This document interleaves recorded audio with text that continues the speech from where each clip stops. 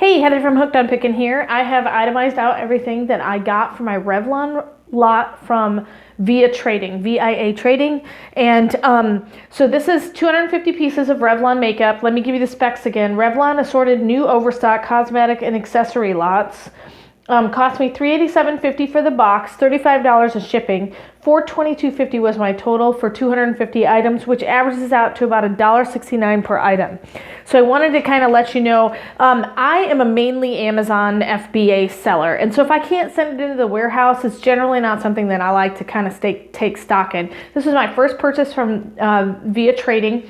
And all of the condition of the items were fantastic. Everything is brand new, factory sealed, not been messed with. It's gonna be great. Now, I wanted you to come over here so you see all of this, but let me come over here just to these items over here on the end, and I'll kind of give you a reason why I separated these out. These are actual items that I am not restricted in selling. Revlon doesn't like third-party sellers, it seems like, at least from my opinion. And so I can't list a lot on Amazon. I can put them on eBay, but these are items that I actually can sell on Amazon. And so if you can sell on Amazon, that's really, really good. So this is actually $60 worth of product for me.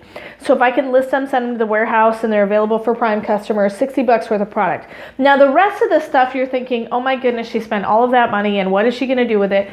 There are many different avenues that you can look over.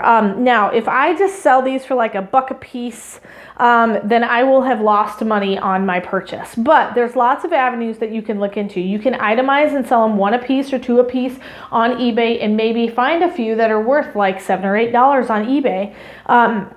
And you can get a good deal on them. You can also, in our area, about 30 minutes away, we have a local flea market.